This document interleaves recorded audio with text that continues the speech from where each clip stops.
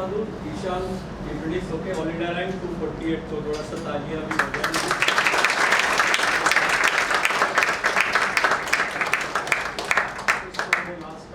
Last उसका lecture सुना था अगस्त में, तो वापस ईशान इस साल का मेंस लिखा है और बेटर रैंक। इस साल उसका था 248 रैंक ईशान का। इसको IRS custom and central excise ये सर्विस मिल रही है और बाकी वापस उसने मेंस लिखी है। ओके, तो ईशान भी लश्करी स्टूडेंट है बुलंद ब्रांच का, फाउंडेशन से लेकर रेगुलर बैच तक अपने पास लिखा हार्ड वर्क करके मेहनत करके ईशान ने ये एग्ज़ाम क्रैक किए। तो मेंस इसकी बहुत स्ट्रॉन्ग है, इसका जो आंसर राइटिंग है। तो मेजरली ईशान मतलब मेंस का answer writing is more important nowadays in the UPSC। Okay, तो इसके बारे में ईशान ज़्यादा बात करेगा, mains how to write mains की जो आंसर राइटिंग है। और बाकी प्रीलिम्स का तो उसके पास बहुत अच्छे टेक्निक्स है, वो तो बताएगा ही। ओके, और भी आपके कुछ डाउट्स है, प्लानिंग है, स्ट्रेटेजी है, टाइम टेबल है, जो भी आपको पूछना है आप ईशान से पूछ लेना। ओके, बंदे ने बहुत सारा मेहनत किया, आपके सुपरस्टार जैसे चल रही हो। Okay, so enjoy the lecture, all the best. Okay, thank you Ishan. Good afternoon everyone.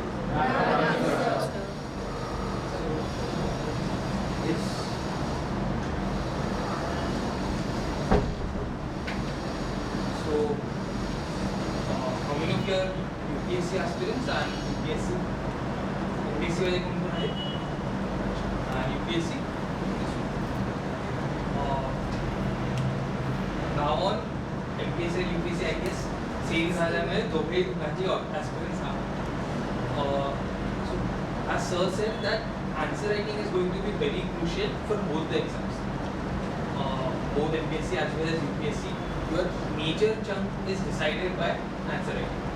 So in this lecture, mainly I talk about how you should approach the answer writing. I'll give a brief overview, and after that we can open the floor to the questions. Then you can ask me not just about the answer writing part, but also anything, any doubt that you have. Please try to get it clear. मतलब ऐसा नहीं कि आप घर जाते वक्त कुछ मन में डाउट लेके जा रहे हो, वो मत करो। फील फ्री, कितना भी आपको लगे फालतू डाउट है पूछो, बिंदास पूछो, because what is important is to start your preparation in the right manner. अगर आपका वो मन में ये रहा ये करूँ वो करूँ, ऐसा करना चाहिए वैसा करना चाहिए, you would not be able to concentrate upon things. So my goal here is to help you to guide on the right path. जो मैंने मिस्टेक्स किए, I want you guys to avoid, I want you to learn from the mistakes that I have done so that you don't commit it in your future attempts. Okay, so we'll start with a brief overview of answer writing and then we can ask all your questions. Okay.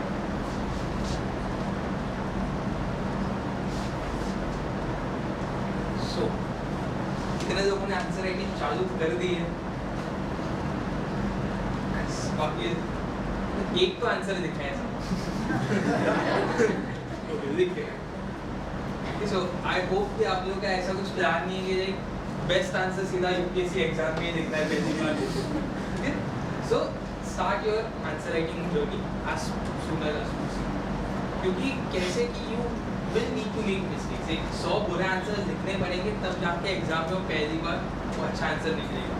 So always make sure that आपका जैसे ही पढ़ाई थोड़ा हो रहा है, you are getting a command of the subject, you can start with the answer writing process. आपको ये नहीं करना है कि आप बहुत जल्दी स्टार्ट कर दो कि कुछ पढ़ाई नहीं और आप सीधा आंसर लिखने जा रहे हो, वो भी नहीं करना है। But at the same time बहुत टाइम तक रुकना भी नहीं, बिकॉज कैसे हो जाता है कि जब आप आंसर राइटिंग करते हो यू अंडरस्टैंड कि जो आप पढ़ रहे थे आपको समझ रहा है या नहीं, आपको एक ओरिएंटेशन मिलता है, आपको एक पर्सपेक्टिव मिलता है कि आपको किस वे में पढ़ाई करनी है। That is the most important thing about answer writing. Second most important thing is कि हम जैसे भी बात कर रहे हैं, आप UPSC एग्जामिनर से बात नहीं कर पाओगे। जो भी है वो आंसर शीट है, जो भी आपका नॉलेज है, जो भी आपका ये है, आपको वो आंसर शीट पे रिफ्लेक्ट करना है। आपको कितना भी आता होगा बट अगर वो आंसर में नहीं दिख रहा, इट्स ओके। अगर कुछ भी नहीं आता और आंसर में दिख रहा तो बहुत बढ़िया है, बट ये जनरली होना पॉसिबल नहीं है इन दिस एग्जाम। सो उसके लिए you have to begin with answer. हाँ सो बिगिन तो करना है, किससे begin? What's the most important thing for answer writing? Content content है और ठीक है, कंटेंट किसका लोगे, इंट्रोडक्शन किसका लोगे? क्वेश्चन, सबसे पहले आपको क्वेश्चन अंडरस्टैंड। क्वेश्चन में the most important thing is the demand. UPSC का एग्जाम आपके ग्रेजुएशन जैसा नहीं है, पेजेस भर दे और मार्क्स मिलेंगे। तो यहाँ पे you have to write as per the demand, so make sure that you are able to understand the demand. तो हमेशा जब भी आप आंसर राइटिंग स्टार्ट कर रहे हो, spend some time with the question. Also within the exam भी बहुत बार लोग यही करते हैं कि आंसर देखना चालू कर देते हैं। To be honest I have been in that seat, 4 बार मीन्स देखे कि जब 8-10-15 सेकंड हो जाते हैं आप कुछ लिखना नहीं स्टार्ट करते हैं, दिमाग अंदर से अरे भाई लिख कुछ भी लिख बट लिख। सो आई नो दैट फीलिंग। सो उसके लिए आपको पहले ही ब्रेनस्टॉर्मिंग करना पड़ेगा, तो बहुत सारे क्वेश्चन प्रैक्टिस करने पड़ेंगे ताकि डिफॉल्ट वे में आपको फीलिंग करना चालू हो जाए कि क्वेश्चन पे किस चीज़ों पे फोकस करना है, कैसे करना है। So question demand you need to focus on the key themes asked, and you have to understand the tone or the context of the question and the tail words. What are the tail words? Anyone? So there are keywords and then the words that sort of come before or after that. Exactly. So you have words like discuss, comment, analyze, critically comment. ये सब जो words है ये आपको समझने में help करेंगे कि आपको आंसर किस डायरेक्शन में लिखना है। सो आपको इन तीनों चीज़ों पे फोकस करना है कि पूछ क्या रहे हैं, क्या क्या चीज़ों को पूछा गया है, फिर किस कंटेक्स्ट में पूछा गया है। अगर टोन पॉजिटिव है और एक आपको टेल वर्ड मिल रहा है लाइक एलुसिडेट वगैरह या एलाबरेट, सो आपका आंसर भी मेनली पॉजिटिव में रहेगा। आप वहाँ पे उसको क्रिटिसाइज करके नहीं आ सकते। तो अगर टोन क्वेश्चन पूछ रहे हैं कि इंडिया में कैसे टॉलरेंस काफ़ी टाइप से देखिए, from earliest times to the present tolerance has been a key component of Indian society, ऐसा कोई क्वेश्चन है आपको बोला एलाबरेट, आप वहाँ पे नहीं लिखा नहीं भाई पूरा इंटॉलरेंस है, कुछ है ही नहीं इंडिया। ओके, वो आमिर खान का इंटरव्यू नहीं देना है। So you have to understand the tone and the context in which it is asked. At the same time क्या थीम्स है वो पकड़ने हैं, उन थीम्स के बीच में इंटरलिंकेजेस करने हैं। इन यूपीएससी के एग्जाम में आपको सिर्फ एक थीम पे क्वेश्चन नहीं आएंगे, it would be a multidimensional question.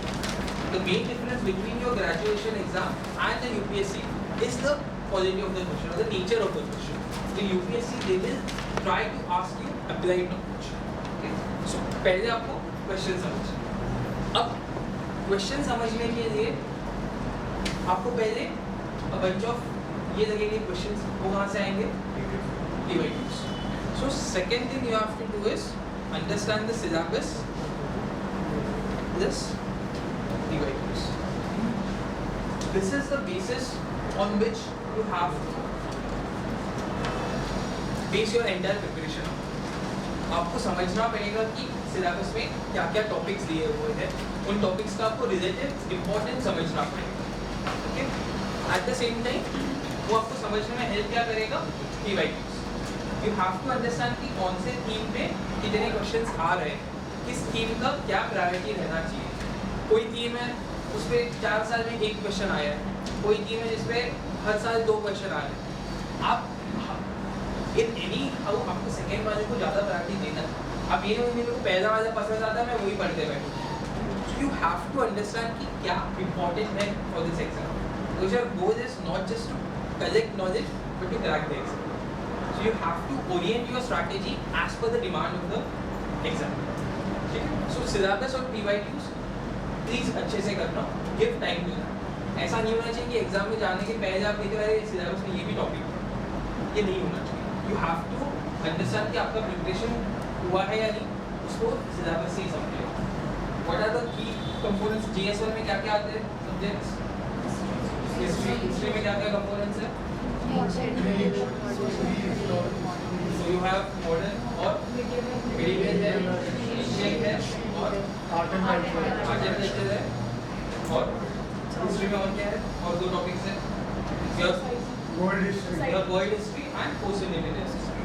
So in history itself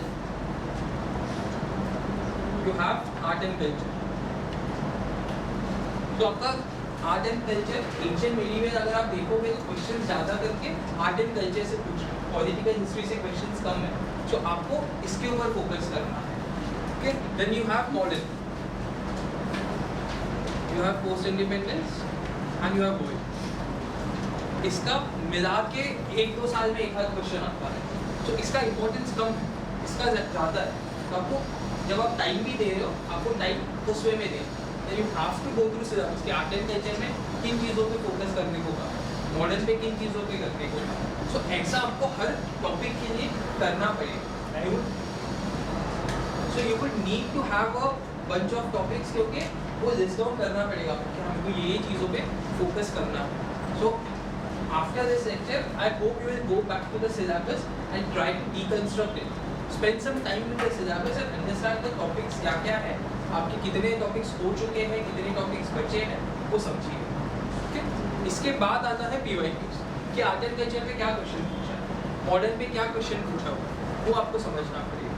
और क्या आप वो क्वेश्चन का आंसर दे पाओ, बिकॉज आपने पढ़ा तो है बट वो पढ़ाई अगर आंसर में ट्रांसलेट नहीं होगी तो इट वोंट वर्क. तो आपको वो भी करना पड़ेगा कि आपको नेक्स्ट जो आपका रिवीजन है या नेक्स्ट रीडिंग है उसको आपको समझना पड़ेगा कि कैसे रीओरिएंट करना है टू आंसर द क्वेश्चंस. आपके जो भी पढ़ाई में गैप्स होंगे आपको वो फुलफिल करने होंगे. प्लस आपका जो नोट मेकिंग होगा that will also depend on your answer writing, because आप नोट्स किस चीज़ का बनाते हैं. आपको सिर्फ एक बुक को कंप्रेस नहीं करना, वो जाके जेरोक्स शॉप पे उसको बेचना नहीं है. You have to make sure that आपके नोट्स आपके लिए बने, दोज आर पर्सनलाइज्ड. आपकी जो चीज़ों की ज़रूरत है what should be in the answers or what will help you in answer those questions, उस हिसाब से आपके नोट्स बनने चाहिए. सो ये आप एक बार कर दोगे, you will get an understanding of क्या questions पूछती है यूपीएससी, कैसे टाइप से पूछती है, पढ़ना कैसे. Once this is done, then you can begin your answer writing. Yes, sir.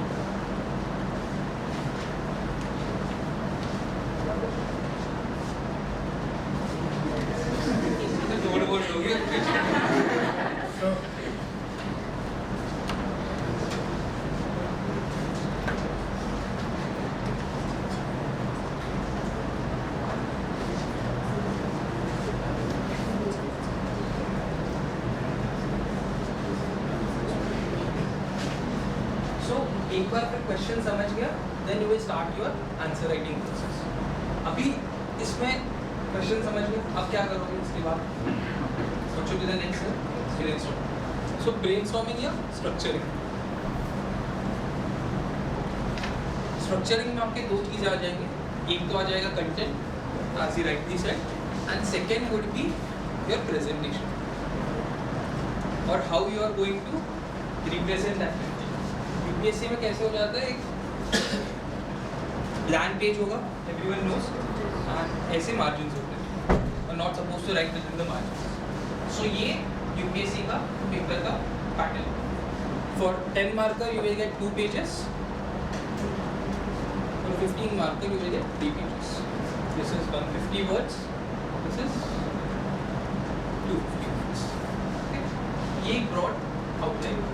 अब यहाँ पे आपको स्ट्रक्चरिंग में पहले देखना है कि क्या क्या आपको कंटेंट डालना है इस आंसर में. एट द सेम टाइम आपको ये भी डिसाइड करना है कि आप कहाँ पे क्या लिखोगे.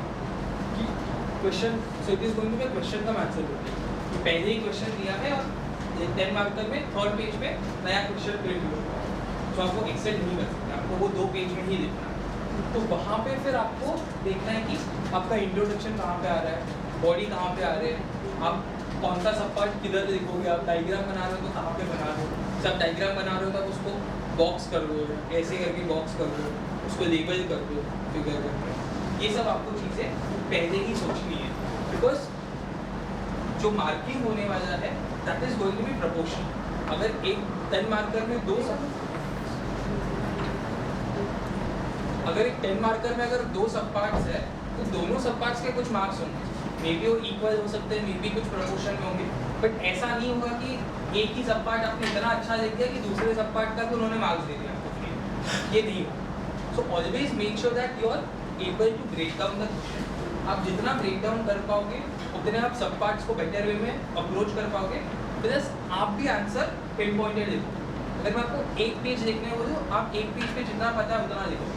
अगर मैं 3 पेज लिखने बोल दूँ तो आप कहानियाँ लिख दोगे, बिकॉज वो डिफॉल्ट सेटिंग है।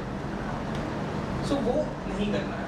So you have to also have a habit कि जब आप ब्रेनस्टॉर्मिंग कर रहे हो, आप कंटेंट के साथ साथ ये भी सोच रहे हो कि कंटेंट को मैं कहाँ पे कैसे कैसे फिट करने वाला हूँ, ठीक है। इसके बाद फिर कंटेंट है, तो कंटेंट में भी सबसे पहले तो आपको इसके बाद इंट्रोडक्शन आप दोगे, ठीक है। सो आपने सोच लिया क्योंकि क्वेश्चन का डिमांड क्या था, उसके हिसाब से डिसाइडेड कि उसका ब्रेकेज कैसे होगा, then you start with the introduction. Now what can be the types of introduction? Definition. Okay, one is definition, quote is there, और क्या इंट्रोडक्शन दे सकते हैं? क्वेश्चन को करंट सिनेरियो से लिंक कर सकते current affairs,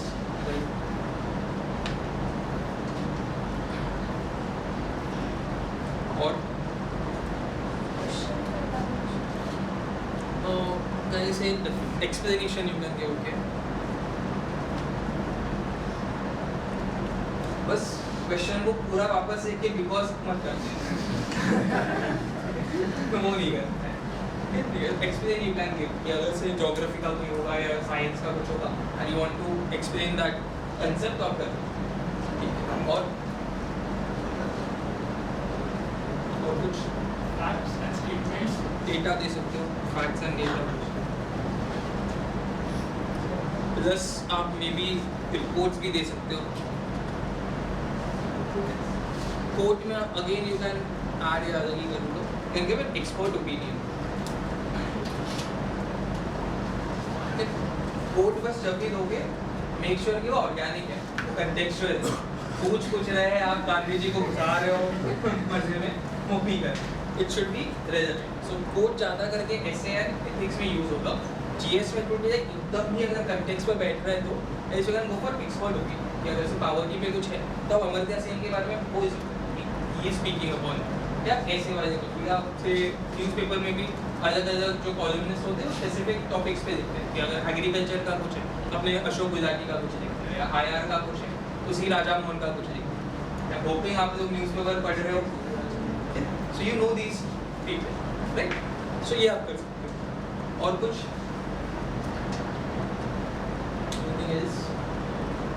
mention about the speeches में अगर कुछ ऐसी होगा तो PM, president, external affairs minister, जैसे एस जयशंकर ने कहीं पे तो स्पीच में कहा है, अगर आप उसी टॉपिक पे अगर आ रहे हैं तो एक है कि आप current affairs exam current affairs का कंटेक्स्ट दे सकते हो, सेकेंड आप डायरेक्टली उसको कोट कर सकते हो, पैराफ्रेज करके भी मेंशन कर सकते हो कि so and so has been said by the external affairs. So ये कुछ टाइप के इंट्रोडक्शन। तो ये आपको अलग अलग क्वेश्चंस के साथ सोचने पड़ेंगे।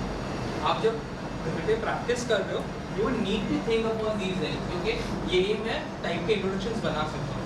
वहाँ पे जाके आपको 3 इंट्रोडक्शन नहीं स्ट्राइक करेंगे, but when you have thought about कि ओके इस टाइप पे मैं ये इंट्रोडक्शन दे सकता हूँ या ये टॉपिक आए तो have these 2-3 type of introductions, वहाँ पे प्रेशर में जाके एटलीस्ट एक तो इंट्रोडक्शन स्ट्राइक होगा, वरना वो आप डेफिनेशन दोगे और डेफिनेशन भी ओरिजिनल वाला नहीं दोगे, खुद का डेफिनेशन दोगे, तो वो नहीं करना।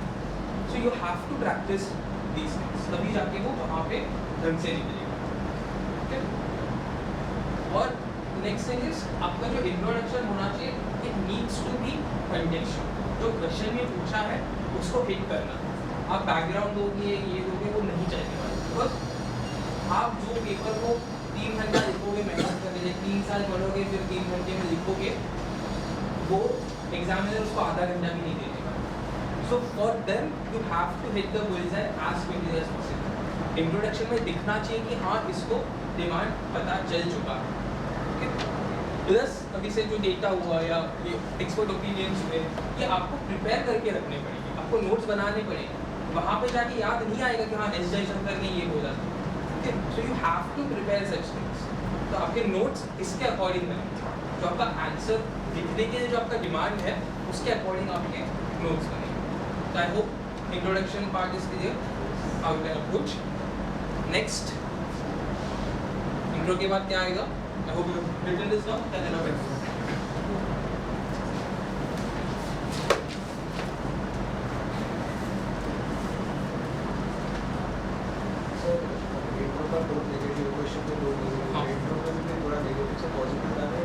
कर सकते हो। अगर आपका जो लीडिंग स्टेटमेंट है वही नेगेटिव है कि अगर जैसे हंगर पे वगैरह कुछ बता रहे हैं कि हाँ there is so and so like malnutrition बढ़ रहा है ना ओबेसिटी का ही है and then you can write to global hunger index में इंडिया का पुअर परफॉर्मेंस है वैसे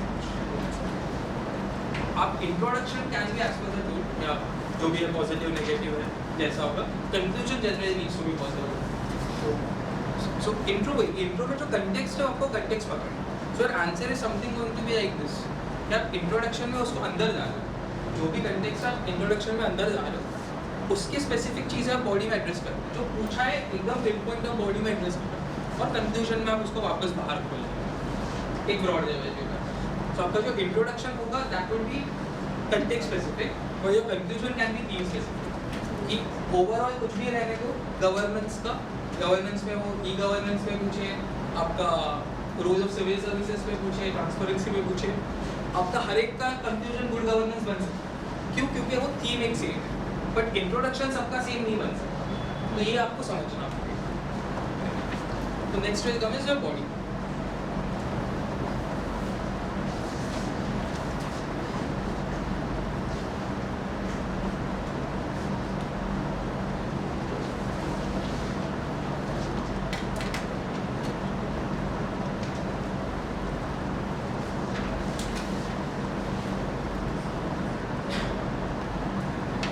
बॉडी में क्या क्या चीज़ें आएंगी अब ये go about the body So whatever is written in the question, okay so we try to answer that in the body first. सो आप डेप्थ में जाओगे किस वे में करोगे आप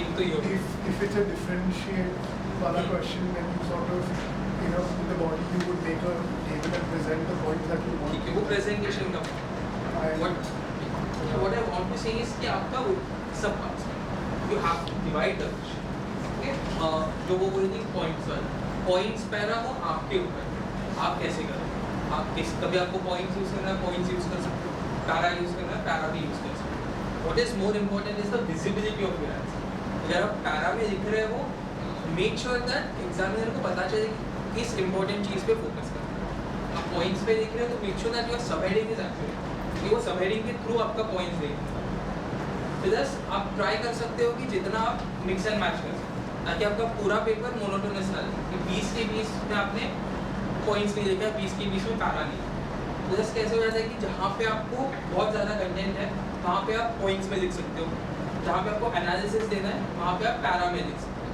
what is more important is to understand the parts of the question क्योंकि हमें को यही चीज़ें एड्रेस करनी है एंड वो जहाँ पे एड्रेस हो रहा है वो एग्जामिनर को दिख जाना चाहिए क्या यहाँ पे इसने ये पार्ट को एड्रेस किया that is more important okay so in body first you have to break the questions जो प्रेजेंटेशन स्टाइल है ऐसी तरीके अगर से डिफरेंशिएट पूछा तो आप टैबुलर बना सकते हो वो सब वो फिर depending on the question what is more important is the breakage of the question तो आपने पहले ही स्ट्रक्चरिंग में ब्रेकेज किया है वो आप ब्रेकेज को यहाँ पे हाईलाइट करते हैं अगर आप सब हेडिंग यूज कर रहे हो तो मेक श्योर दैट सब हेडिंग इज एक्यूरेट क्योंकि आपके पॉइंट्स को सब हेडिंग के नजरिए से ही देखे जाएंगे जितना हो सकता है ट्राई करो सब हेडिंग में आप वर्ड्स ऑफ द क्वेश्चन ही डालें ताकि एग्जामिनर को पता चलेगा यहाँ पे इसने ये वाला सब पार्ट एड्रेस करके तो first break the question then make the sub heading इसके बाद जो सब हेडिंग्स होंगे जो भी पार्ट्स होंगे उन पार्ट्स में आपको भरना पड़ेगा तो कंटेंट यहाँ पे आपका कंटेंट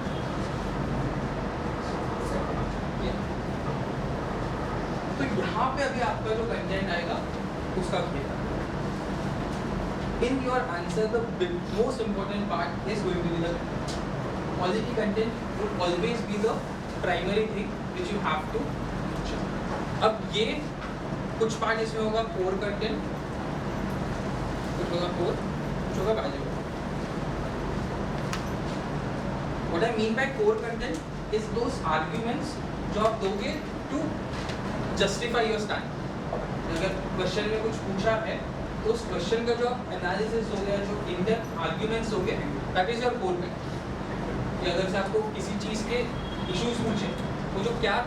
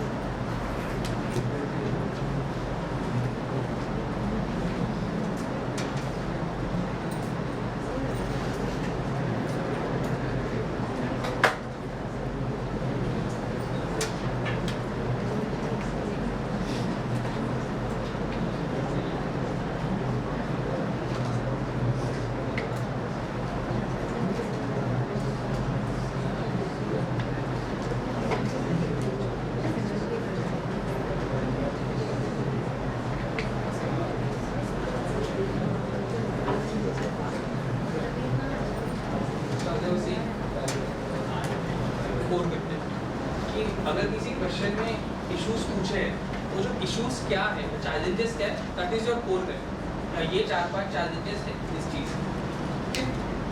उस कोर कंटेंट को आपको जो सब्सटेंशिएशन होगा, that is going to be the value. आप जो एग्जांपल्स दोगे, आप जो डेटा दोगे, आप जो कीवर्ड्स डालोगे, that is going to be the value addition. So, आपको ये चीज़ें प्रिपेयर करनी है क्या कौन से जगह पे क्या एग्जाम्पल है, because that is going to be the differentiating factor. कि अगर इश्यूज है, पहले तो आपको इसमें you have to bring in positive points. So in a 10 mark पे basically for every sub part there needs to be 4 to 5 positive points. ये आपको ट्राई करना. तब हर जगह पे अवेयरनेस बढ़ाओ, ये नहीं डालना, लैक ऑफ अवेयरनेस. अगर आप वो भी डाल रहे हो तो आपको उसको जस्टिफाई करना.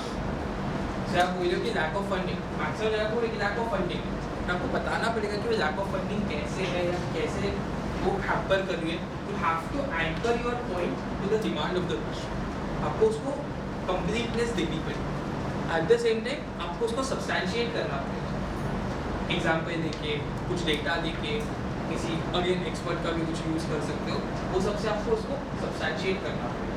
This is going to be the difference between that selection and just missing out on selection.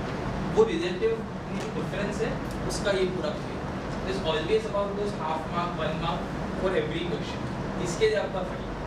So make sure that you have quality points and then you have quality substantiation. So, I recently started answer writing, and like I'm in a very nascent stage, but every time I come to the body and in subjects like political science or anything, which is my option, so like whenever I'm writing an answer and I'm presenting facts from like anything, a lot of times I drift away from the question itself, and that I realize only once I read the answer, once it's done. Okay. So how like do you think I need to read more content and my content is not strong enough, or it's answer writing practice or both? Say you're drifting because you have just 2 points and you're trying to fill the 2 pages with 2 points. That may be a reason of lack of time. Maybe you had content, but just because you were trying to say give the example and that's why you drifted away. वो भी नहीं. ऐसा you have to have that balance. आप example में story नहीं लिख रहे हैं, you have to maintain the crux of it. First ये हो गया. Second, it can be maybe due to the fact that you are going for say paragraph, in that you can go point long. So उसमें आप try करो point में ऐसी चीज़ें को लिखने. So that will help you. Just try to stick to the word. now why it's important to stick to the word limit is कि अगर आप 150 के जगह पे 170 वर्ड्स लिख रहे हो, 250 के जगह पे अगर 270 वर्ड्स लिख रहे हो, तो वो 20 वर्ड्स 20 आंसर में मिला के 400 वर्ड्स हो जाते हैं. That is nothing but you are losing out on 110 marker and 115 marker. So that's why word limit में लिखना ही बेटर है, because if you are exceeding the word limit, you are automatically also compromising on your time management. So एक तो वो factors हो सकते हैं. You can practice it out. ये try करो कि आप 4-5 points आ रहे हैं. आप देखो कि before moving to the next subpart, have I addressed at least given 4-5 arguments. The same time आपको बैलेंस करना पड़ेगा कि आप 5 के 5 पॉइंट में सब्सटेंशिएशन नहीं होगा, जो आपके 2 या 3 मेन पॉइंट्स होंगे वहाँ पे ट्राई करो सब्सटेंशिएशन देने का. बाकी के 2-3 पॉइंट्स आप बस जेनरिक से भी लिख दिए तो भी चल जाए. But at least examiner should understand कि ओके ही हैज और she has an in depth knowledge as well. So content जब आप देख रहे हो, make sure that you have a balance of the core content और the arguments which you are giving as well as valuation. This is just for the garnishing or just for the better representation of your answer. But एक तो कि ये difference create करता है relative level. Problem क्या होता है कि अगर आपके quality arguments ही नहीं रहेंगे तो कुछ मतलब नहीं. Basic is the argument. Basic is the quality points जो आप दे. उसके साथ आपको कुछ और access करना है. हर टॉपिक के फिगर्स डेटा फिगर्स मेंशन करना इज नॉट पॉसिबल बिकॉज़ इतना फिगर्स So आपको अगर जो जब भी आपसे थीम्स देखोगे, so you understand कि कौन से important themes. So at least उन important themes के आप डेटा बना के रख सकते हो. जैसे आपको बार-बार रिवाइज करना पड़ेगा. रिवाइज के साथ उसको आपको इंटरनलाइज करना पड़ेगा. क्योंकि एग्रीकल्चर आया कि मेरे को ऑटोमेटिकली स्ट्राइक हो रहा है कि एग्रीकल्चर का जीडीपी इतना है, एग्रीकल्चर का एम्प्लॉयमेंट शेयर इतना है. वो आपको प्रैक्टिस से ही आएगा. आपको बार-बार आंसर्स में लिखना पड़ेगा तब आएगा. एक ये हो. दूसरा, जब आपके पास ये वैल्यू एडेड कंटेंट रेडी हो रहा है, कुछ एग्जांपल्स होंगे, कुछ पॉजिटिव केस स्टडीज होंगे, कुछ डेटा होगा, देन फिर वो आपकी स्किल है कि आप सेम चीज़ को बार बार कैसे यूज़ कर पा रहे हो. उसको आपको उस आंसर के लिए मोल्ड करना पड़ेगा. आप डायरेक्टली उसको लिख नहीं सकते, बट उसी सेम डेटा को आप मोल्ड करके वापस यूज़ कर पा रहे हो. 4 GS पेपर है, 4000 लोग चेक करेंगे, but there is always an overlap. तो आप सेम चीज़ को दूसरी जगह पे भी यूज़ कर सकते हो. ये आपको सीखना पड़ेगा, ये आपको प्रैक्टिस से होगा. So you will need at least a basic level of data. उतना आपको वो मेहनत डालना पड़ेगा, because now that is the new normal. वो ऐसा कुछ बहुत आप बड़ा चीज़ नहीं कर रहे. अगर आपको नहीं करोगे तो बाकी लोग आपसे आगे निकल जाएंगे. सो उसके लिए आपको करना है, बट किस डिग्री तक करना है वो आपके ऊपर है कि आपका क्या कंफर्ट है उसके. ऑलवेज मेक श्योर कि you are playing on your strengths. Like data एक पार्ट हुआ, मे बी आपका डेटा स्ट्रेंथ नहीं, आपका मैप स्ट्रेंथ हो सकता है. For me it was data, मेरे को मैप बनाना नहीं आता. मे बी आप किसी का डायग्राम बनाना स्ट्रेंथ हो सकता है, किसी का फ्लो चार्ट बनाना स्ट्रेंथ हो सकता है. So use your strength your advantage. अभी से किसी का ऑप्शन इज ज्योग्राफी, तो ज्योग्राफी में ऑटोमेटिकली उनको डायग्राम्स एंड मैप्स बनाने पड़ते हैं. So use that skill set into your GST papers. Say my option is history, so मेरे को डेट्स बेटर वे में याद रहते हैं, मेरे को इवेंट्स बेटर वे में याद होते हैं. I have various personality, so I can use that. कि एथिक्स में मैं सारे जितने भी पर्सनालिटीज पढ़ रहा हूँ, लिंकन हुआ, मार्टिन लूथर किंग जूनियर हुआ, नेल्सन मंडेला हुआ, उन्हीं को एग्जाम्पल्स बना देता था. अशोका हो गया. सो आपको वो प्रैक्टिस करनी पड़ेगी कि आपकी जो स्ट्रेंथ्स है उसको आप कैसे यूज कर रहे हो to crack this exam. Basic level का तो डेटा वो रखना पड़ेगा और कोई ऑप्शन नहीं. सो बॉडी में ये चीज़ों पे ध्यान रखना कि आप क्वेश्चन को ब्रेक कर रहे हो, उतना आप पिन पॉइंटेड वे में लिख रहे हो, और जो आप लिख रहे हो उसको ट्राई करो सब्सटैंशिएट कर रहे हो. Then you will come to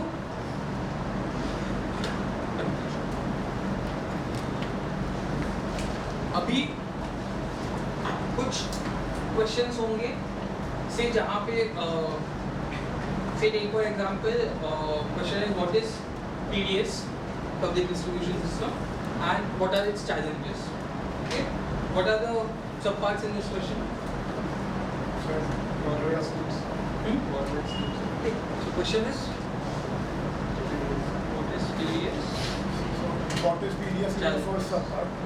Where you explain what is PDS. So how PDS works and वो बताओ. And then Second part में challenges. implementation challenges. अगर ये 10 मार्क का रहा तो आपके पास 2 है सब पार्ट्स, अगर ये 15 मार्क का रहेगा तो solutions. In any UPSC question, if they are asking you issues, you have to give solutions. आप एक्टिविस्ट नहीं हो, इशू देके बाहर नहीं जाते, तो solutions भी देंगे. So always make sure that you are giving solution. So अगर ये 15 मार्क का है तो आपके पास सीधा 3 सब पार्ट्स. अगर ये 10 मार्क का था तो आपके पास solutions के लिए उतना स्पेस नहीं है. So आप क्या करोगे कि कंक्लूजन के पहले ही एक छोटा सा वे फॉरवर्ड का या तो पैराग्राफ लिख दोगे या एक छोटा माइक्रो डायग्राम बना. ये आपका ये फर्स्ट पेज हो गया. फर्स्ट पेज पे आपने इंट्रोडक्शन दे दिया, यहाँ पे वीडियोस का इंपॉर्टेंस वगैरह बता दिया. सेकेंड पेज पे यहाँ पे आपने चार्जेस बता दिए.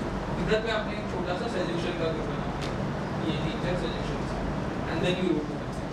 या फिर आप कंक्लूजन में ही 2 लाइन पहले सोल्यूशन के लिख दो और फिर कुछ पे कंक्लूड कर दो. ठीक है. सो जितना हो सकता है आपको सोल्यूशन वे फॉरवर्ड देने को ट्राई करना है. Your paper should be solution से. आप प्रॉब्लम सॉल्विंग का अप्रोच रखते हो, ये दिखना चाहिए. कंक्लूजन में क्या क्या लिख सकते हो? Conclusion में, so we can summarize everything that we have sort of written in the body and Okay. Sum up एक recommendations डाल सकते हैं. recommendations. Examples of other countries and current examples to the perfect scenario in your head. Like, Okay. you can even Case studies like this. Yes, sir. Anything else? Even recommendations हो गए, committees वगैरह के, committees हो गया या some reports, NITI Aayog वगैरह का कुछ, economic survey, ये कुछ आपने ना case studies और government schemes or measures.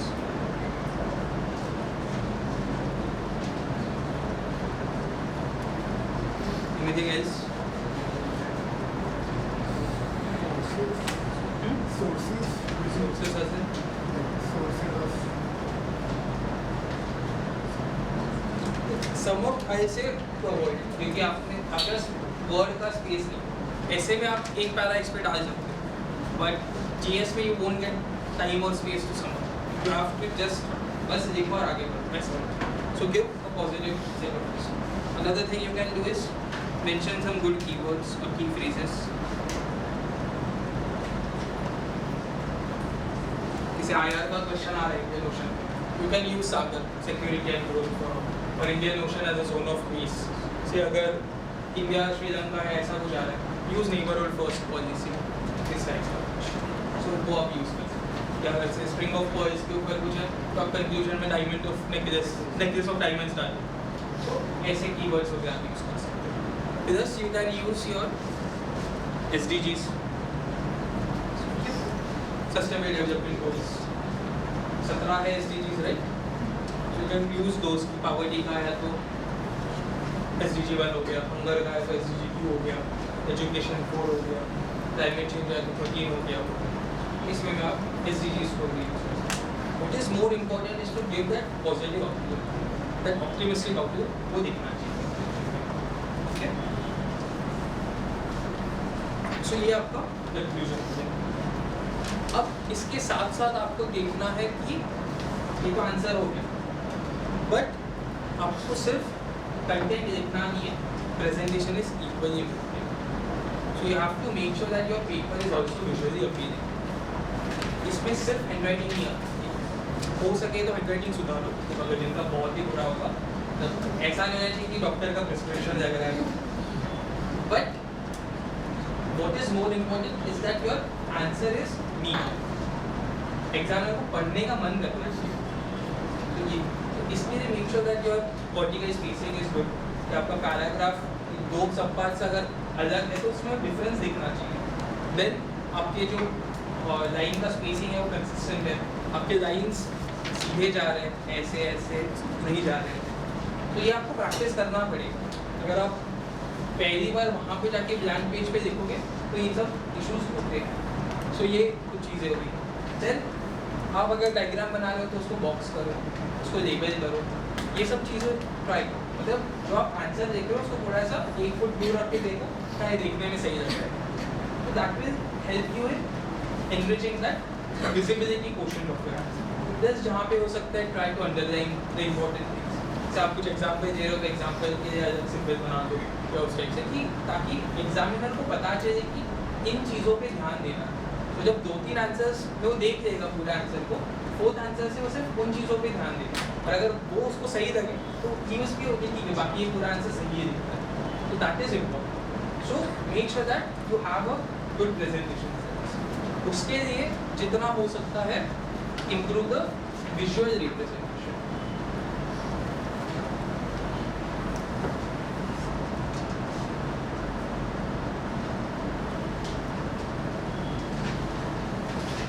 इसके लिए आप क्या क्या कर सकते हो इम्प्रूव द विजुअल रिप्रेजेंटेशन? क्या क्या आप डाल सकते हो? ग्राफ्स, डायग्राम्स,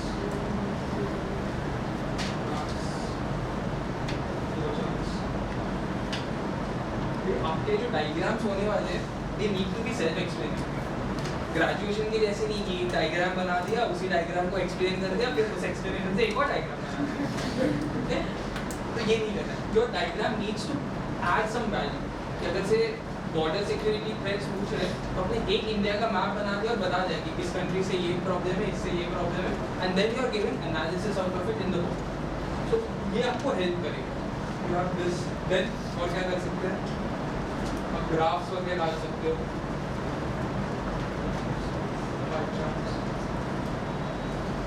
आप ये विशियस साइकिल टाइप चीज़ें डाल सकते हो। फिर हंगर पावर्टी, कैसे हंगर पावर्टी से लेके वापस पावर्टी आ रही है। हंगर है, पावर्टी है, पावर्टी से हंगर आ रहा है, हंगर से लैक ऑफ एजुकेशन या हेल्थ डेफिसिट के कारण एजुकेशन नहीं हो रहा है, लैक ऑफ एजुकेशन से एम्प्लॉयमेंट नहीं मिल रहा, और एम्प्लॉयमेंट नहीं रहने के कारण वापस पावर्टी आ रही है। सो इस वे में आप अगर बताओगे कुछ तो उसका रिप्रेजेंटेशन इम्प्रूव होगा। जैसे आपको इकोनॉमी का कुछ चीज़ बनाना है उस पर हो जाता है, क्योंकि खुद दिन को मन कर दिया वॉर करने का, उसने वॉर किया और उससे फ्यूल शॉर्टेज हुआ, फ्यूल शॉर्टेज के कारण India is import dependent on fuel, India में इन्फ्लेशन बढ़ गया, इम्पोर्टेड इन्फ्लेशन।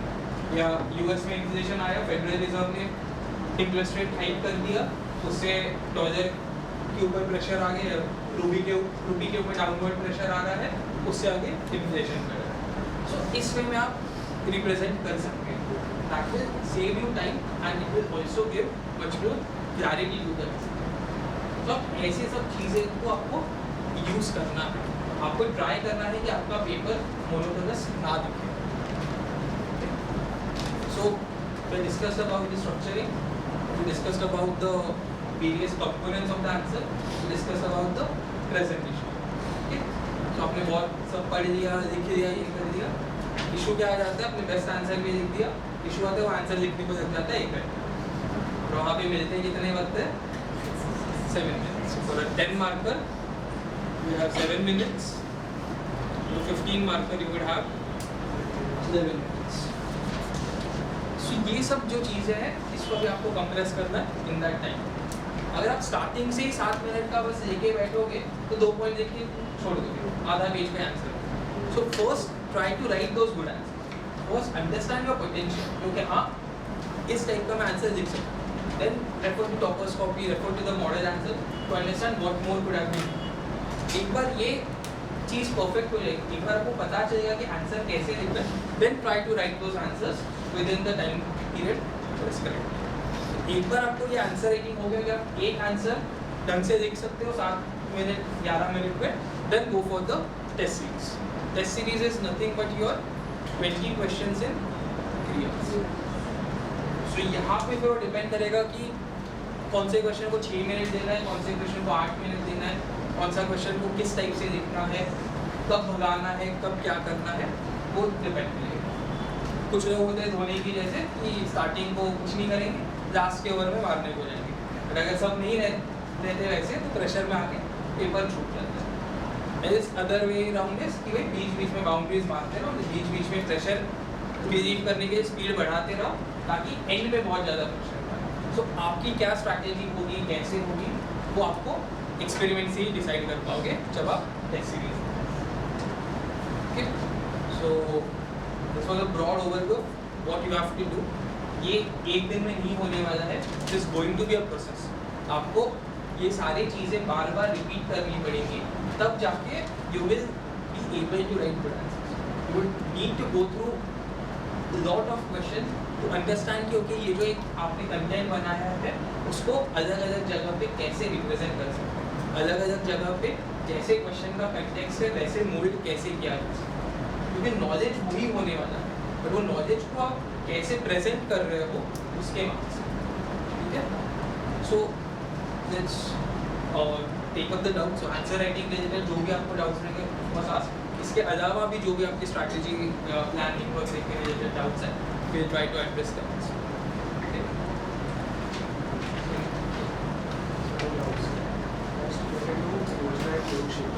Okay. तो नेक्स्ट टाइम क्या वो इम्पोर्टेंट है पढ़ने के लिए, और उसमें जो कंटेंट है वो डेटा स्पेसिफिक ज़्यादा है, तो उसमें एग्रीकल्चर में तो वो एक डेटा नोट डाउन करके उनको आंसर इंक्लूड करना चाहिए ताकि वो टाइम किसी को देगा ऑप्शन एक वो सेकेंड तीसरा का प्रीलिम्स में ऑप्शन चेंज करके और डी ऑर्गेनाइजेशन जो फीचर है तो बाकी IS बाबा की वजह की लाइसेंस रहती है वो ज़्यादा प्रीलिम्स स्पेसिफिक होता है, तो लाइक वो जो प्रीलिम्स हो गए थे सबसे काफ़ी हो गई आपको मेन स्ट्रीम है। Can I run this?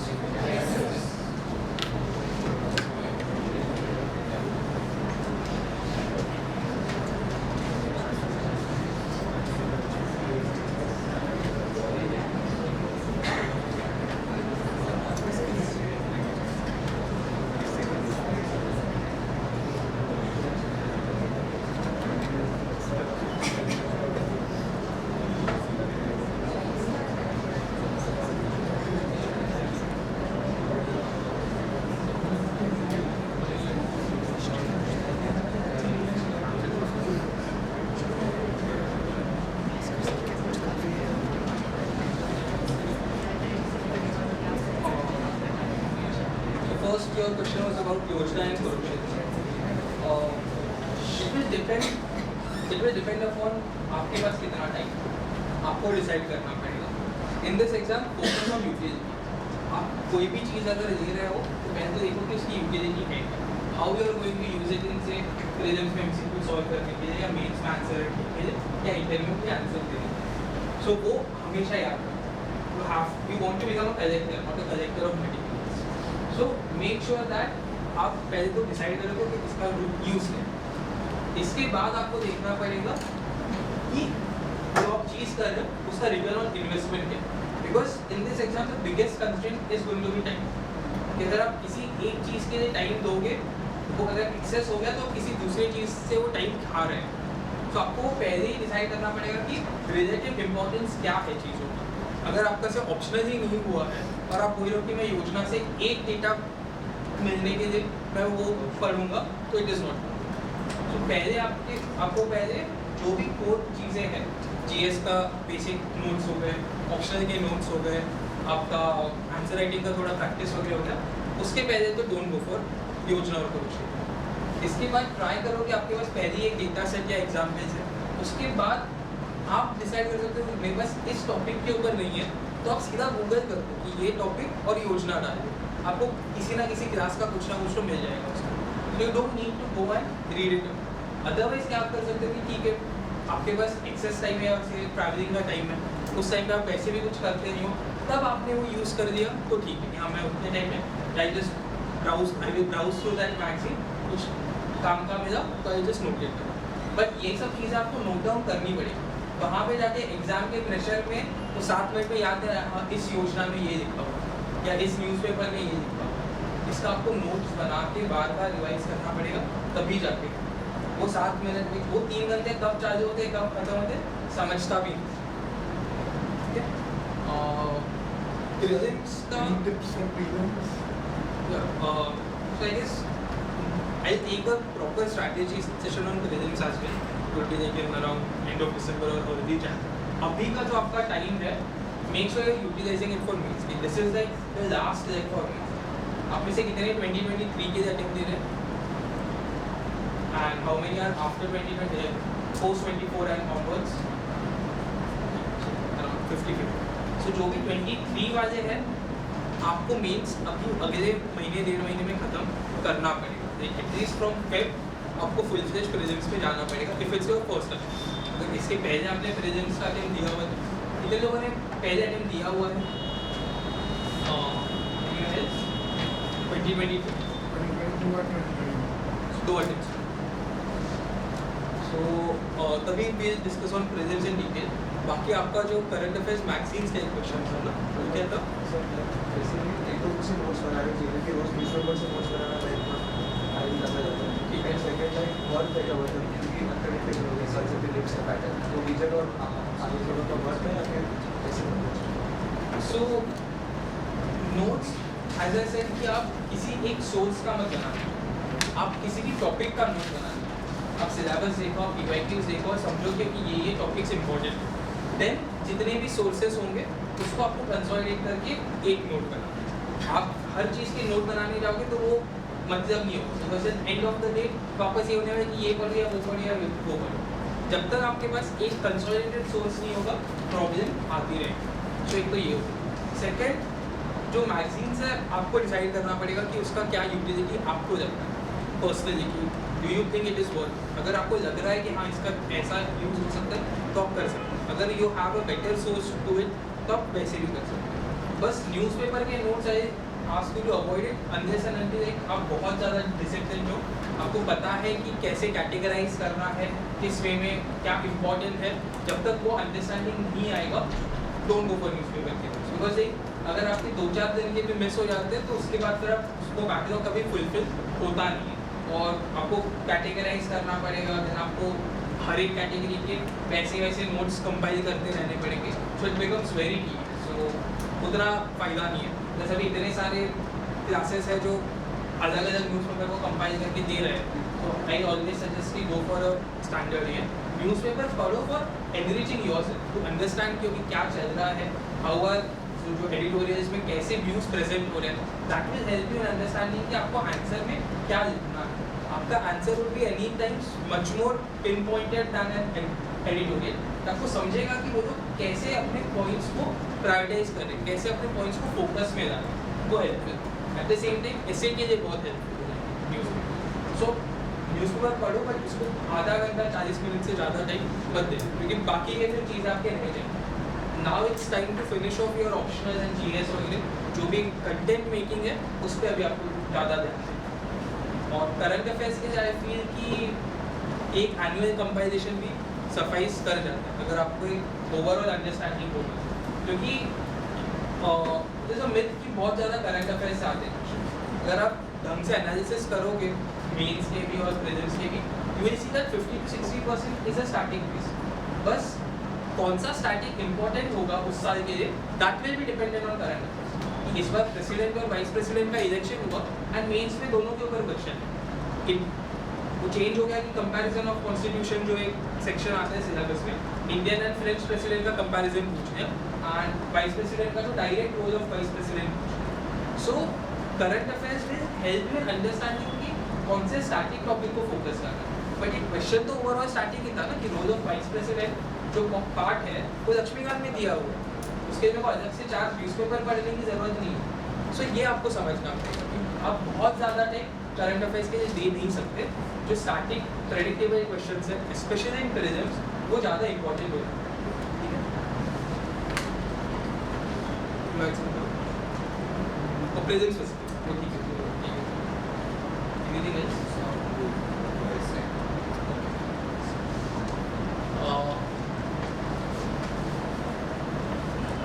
सो ऐसे में एक तो GS टॉपिक्स आते हैं और फिलोसॉफी.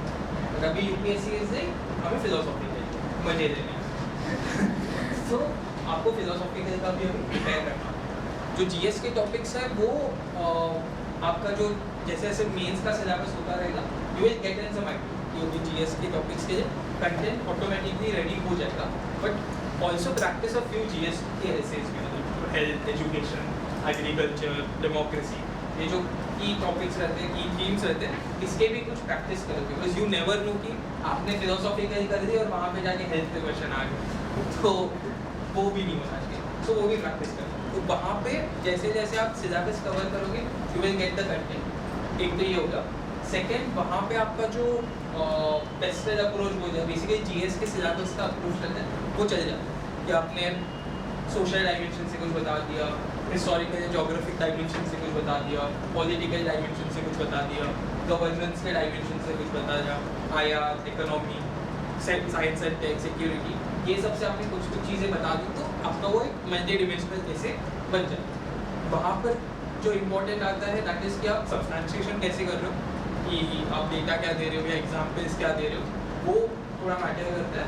एंड दूसरा है कि आप कैसे फ्लो रखते हो पूरे ऐसे फिलोसॉफिकल में मैटर करेगा। जीएस में दैट इज द आई से द मोर डिफरेंशिएटिंग पार्ट, क्योंकि कंटेंट सबके पास होता है, पर वो कंटेंट कौन बेटर वे में दिख रहा है ये जीएस में वो मैटर कर रहा है। फिलोसॉफिकल में कंटेंट से ही प्रॉब्लम चालू है।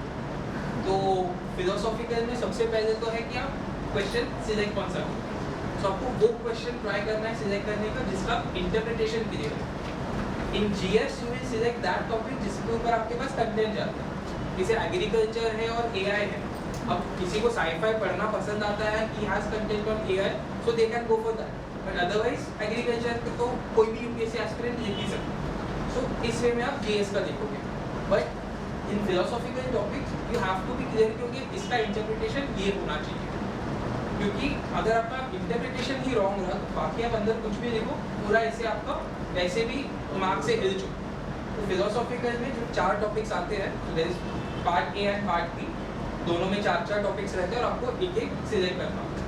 So always go for the one in which you are clear about the interpretation. So once you have first is selection of topic.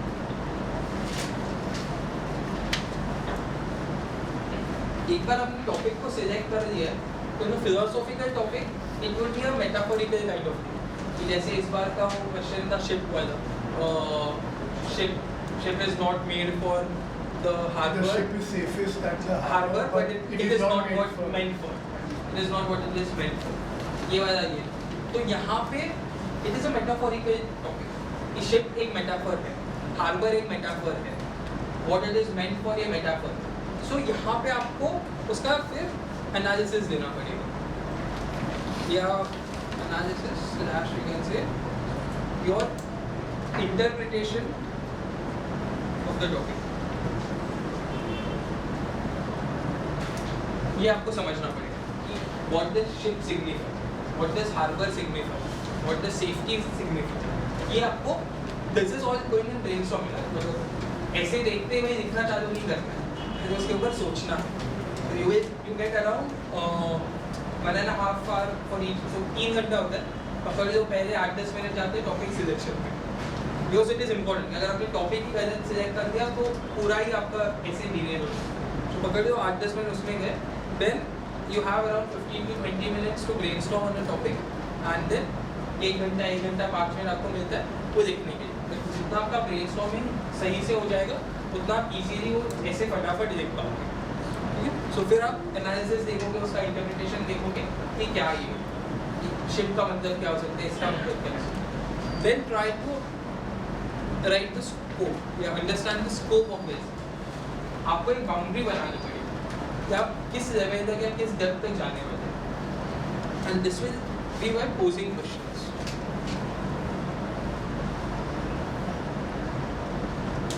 Why is ship safe in the harbor? If it is meant for going out, then why does it? Yeah, what it is meant for? Why it is not safe when it is doing what it is meant for? If it is say कोई storm आता है, so what can be done to avoid the storm? Yeah, what can be done to reduce the impact of the storm? So ऐसे आपने कुछ questions post किए, तो automatically आपको एक डायरेक्शन मिल गई आपके ऐसे को गाइड करने। फिलोसॉफिकल ऐसे में बहुत बड़ा चैलेंज ये हो जाता है कि आप इंटरप्रिटेशन तो कर देते हो कि शिप का मीनिंग ये है, इसका मीनिंग ये है, और उसके बाद आप वो जीएस वाले इस पे आ जाते हो कि हिस्ट्री का एक एग्जाम्पल दे दिया, पॉलिटी का एक एग्जाम्पल दे दिया, इकोनॉमी का एग्जाम्पल दे दिया, बट वो शिप वहीं के वहीं पे है, वो शिप आगे बढ़ ही नहीं रही। आपने 10 पेज लिख दिया ये दिखाने को कि शिप सेफ नहीं है, फ़ायदा क्या है उसका? It should move forward. आपका essay should go from one idea to another and then at the end कहीं पे तो पहुंचना चाहिए. So this will help you in defining that film, how you are going to write the answer. So जितना हो सकता है talk to the topic, क्या कहना चाहता है. देन यू कैन यहाँ पे कुछ पॉजिटिव होंगे, कुछ नेगेटिव क्वेश्चंस होंगे, there would be thesis, there would be an antithesis. तो आपको वो सारे मल्टी डिमेंशनल अप्रोचेस से उस टॉपिक को समझने को ट्राई करना. And then you will try to categorise it. क्योंकि ये क्वेश्चन को मैं पहले देखूंगा, फिर ये क्वेश्चन को, उस हिसाब से आप उसको स्ट्रक्चर कर सकते हो कि यहाँ पे ये है, यहाँ पे ये. फिर एक बार आपको वो जैसे स्केलेटन मिल गया, then you can think about the arguments जो देने वाले हैं. इस क्वेश्चन का आंसर में ये होगा और उस आंसर को सब्सटैंशिएट करने के लिए I can use so and so example. So आपने एक क्वेश्चन के लिए मे बी हिस्ट्री का एग्जाम्पल दिया, दूसरे क्वेश्चन को सब्सटैंशिएट करने के लिए पॉलिटी का एग्जाम्पल दिया, तीसरे क्वेश्चन को सब्सटैंशिएट करने के लिए मे बी आईआर का एग्जाम्पल दिया. सो आप जो ये जीएस के एग्जाम्पल्स दोगे वो आप आपके ऐसे को सब्सटैंशिएट करने के लिए मल्टीडिमेंशनल. आप एक ही चीज़ को पकड़ के 10 एग्जाम्पल नहीं. सो ये करके फिर then you have the examples.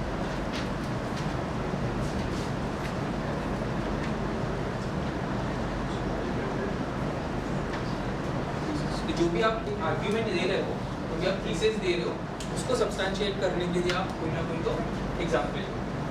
ठीक है, यहाँ पे आप कभी डेटा दे सकते हो, कभी रिपोर्ट्स का दे सकते हो, बट वो वाला पार्ट जीएस में ज़्यादा होता है. In philosophical it is more seen कि आप एग्जाम्पल्स के थ्रू ही ट्राई कर सकते हो. अब यहाँ पे एक दिक्कत ये हो जाती है कि एग्जाम्पल में लोग कहानी लिखने लगते हैं, तो आपको वो बैलेंस रखना पड़ेगा between the breadth and the depth. आपका ऐसा भी नहीं होना चाहिए कि आप सिर्फ एक एग्जाम्पल को छू के बाहर निकल रहे हो, बट ऐसा भी नहीं होना चाहिए कि वो ऐसे उस एग्जाम्पल का ही बने. सो वो बैलेंस मेंटेन करना काफ़ी इंपॉर्टेंट है. तो अराउंड आप पकड़ लो कि आप 6 से 7 कोर आइडियाज़ हो अपने ऐसे में और उसको आप सब्सटैंशिएट करोगे. इस वे में आपको करना पड़ेगा. So this would be the entire skeleton. Okay, इसके बाद फिर आप इंट्रो लिखने के लिए देखोगे. Make sure in essay again your introduction is to the. आपके इंट्रोडक्शन से समझ में आना चाहिए कि इस बंदे को ये टॉपिक समझा हुआ है. अगर आपका इंट्रोडक्शन हिट नहीं करेगा तो इशू है, बिकॉज जो एग्जामिनर है he or she will make a judgment based on your introduction. So your introduction needs to be very good. पहले आपने इंट्रोडक्शन लिख दी, then you can give the scope again. Introduction क्या कैसे कैसे को फ्लो करने वाले, then you can go into the various parts. अब मैं पर्सनली पूरा ऐसे एक ही फ्लो में लिखूँ. कुछ लोगों को सब हेडिंग वाला भी पसंद आता है, तो आप वो भी अप्रोच कर सकते हो. बस अगर आप सब हेडिंग भी लिख रहे हो तो वो कंपार्टमेंटलाइज नहीं रखना चाहिए. इट शुड बी कि आप organisation of your ideas better होने के लिए वो यूज़ कर रहे हो, रादर देन आप एक ऐसे को 5 या 6 जीएस के आंसर बना रहे हो. वो नहीं फील आना चाहिए. तो वो फ्लो और कंटिन्यूटी ब्रेक नहीं होनी चाहिए. सो इस वे में आप जा सकते हो and then you will gradually come into the penultimate conclusion. तो वो डिफरेंस समझ में आना चाहिए. Now he has given all this ideas and now they are moving to the conclusion. And again conclusion एक तो इंट्रोडक्शन से हो सके तो लिंक करो, या at least your conclusion needs to be broad. एक फ्यूचरिस्टिक विजन देना चाहिए. एंड सो उस वे में वहाँ पे आप थोड़ा सा सम अप कर सकते हो कि ये चीज़ें हैं, इससे कैसे और आगे बढ़ा जा सकते. That can be the basic gist of your.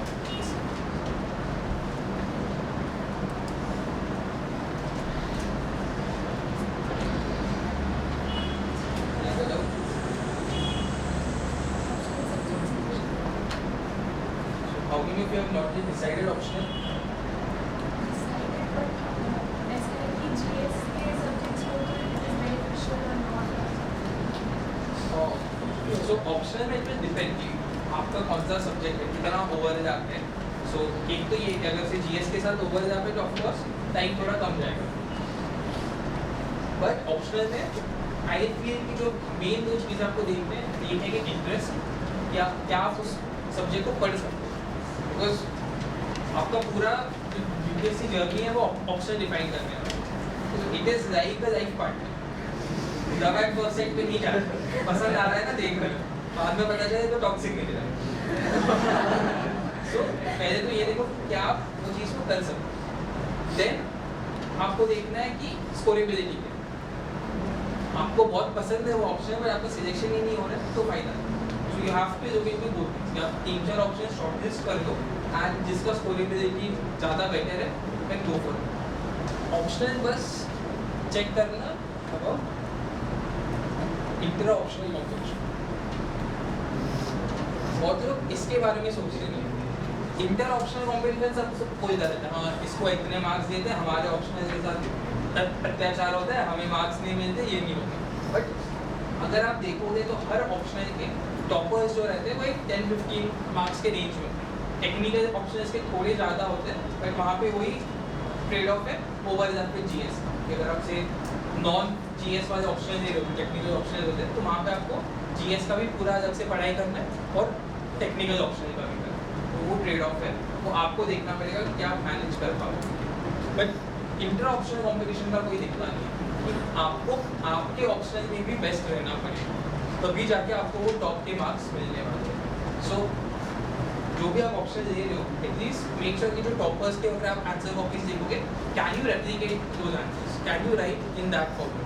बहुत सारे जो ह्यूमैनिटीज़ के ऑप्शनल्स है उसका जो पेपर 2 होता है वो एप्लाइड फॉर्मेट में होता है, तो वो वहाँ पे जीएस के बच्चे के आंसर लिख देंगे. सोशियोलॉजी का आप देखोगे तो सोसाइटी वाले भी लिख सकते हो. ज्योग्राफी का अगर पेपर 2 देखो, इंडियन ज्योग्राफी जो है बाकी लोग भी लिख पाएंगे. बट क्या आप वहाँ पे वो ऑप्शनल का डायमेंशन ला सकते हो? कैन यू ब्रिंग इन दो subject experts, can you bring that optional की सब्जेक्ट की vocabulary, that is it. So always make sure that आप उस ऑप्शनल में भी बेस्ट करो. तो अब 2-3 ऑप्शन शॉर्टलिस्ट करो एंड देन ये 3-4 चीज़ों के बारे में सोच के यू कैन फाइनलाइज क्या करना. बस यही है मेरा रहेगा कि जो 24-23 वालों का तो हो ही गया. आपको जो है अभी जस्ट अगले 1-2 महीने में फाइनलाइज करना है मेंस का, you have to move to prelims. तो 24 वाले हैं, आपको दिसंबर 2023 तक you have to be mains ready. तो सितंबर 23 में आपकी सितंबर 24 में जो आपका मेंस रहेगा उसके लिए आपको दिसंबर 23 में ही रेडी रहना.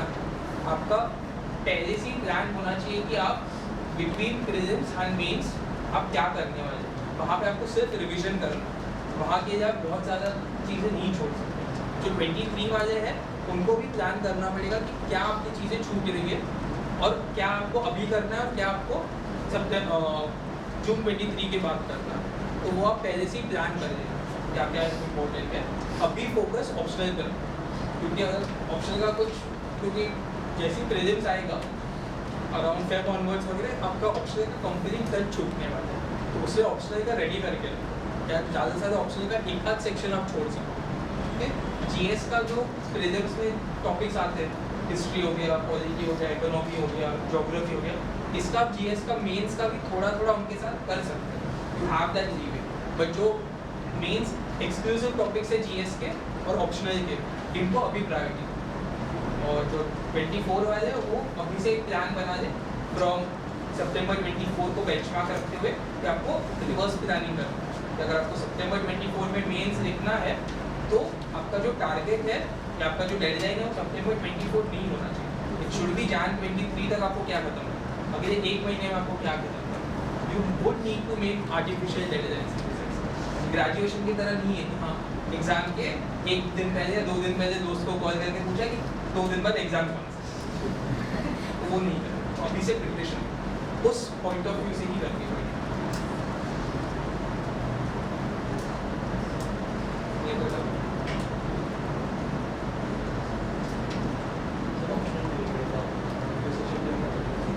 क्या ऑप्शन रिलेटेड हो.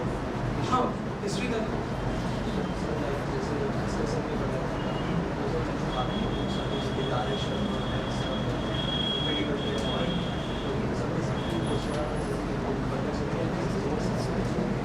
नोट्स काफी हो जाएंगे. आप उनमें से जो भी इम्पोर्टेंट लगे राइट आंसर उसके लिए आप देख सकते हो, उसको आप कर सकते हो.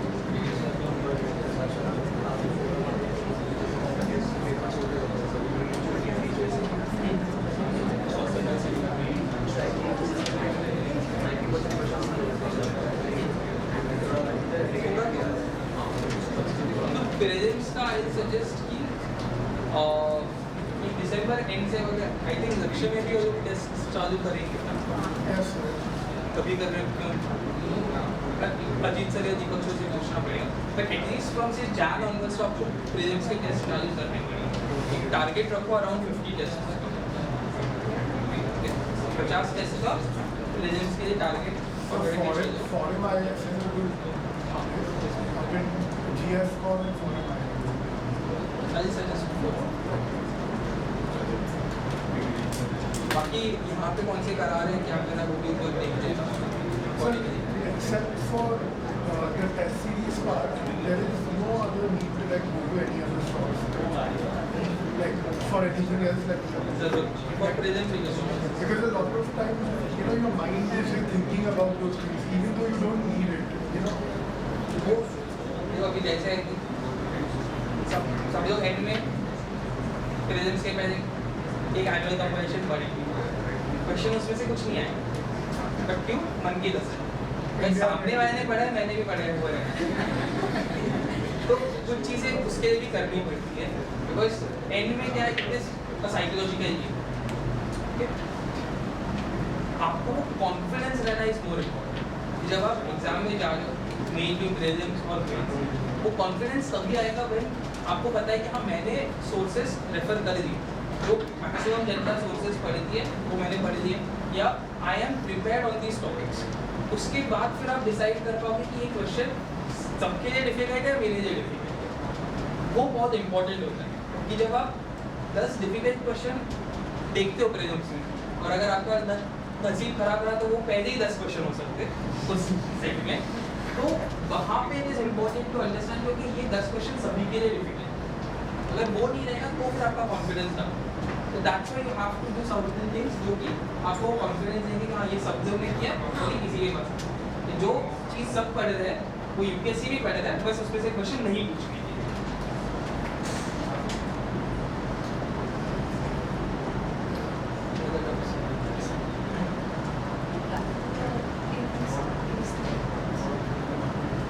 So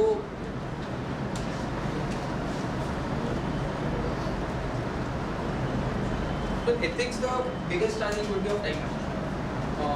Your case studies are around 120 marks and you have 130 marks of theory.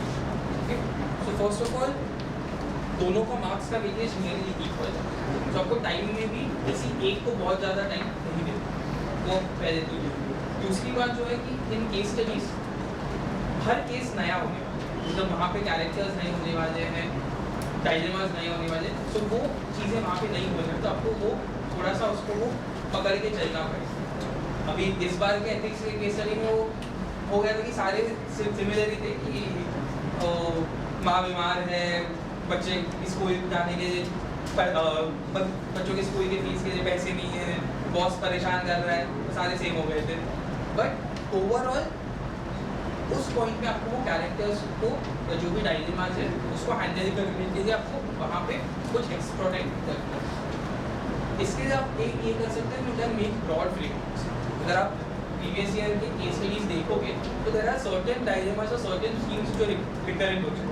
So there would be environment versus development का, there would be public-private relations के issues वाले, there would be certain thing about corruption or sexual harassment at workplace, there would be something about pollution या उस type का, या secrecy versus transparency वाला वगैरह, इस टाइप के कुछ dilemmas common हैं।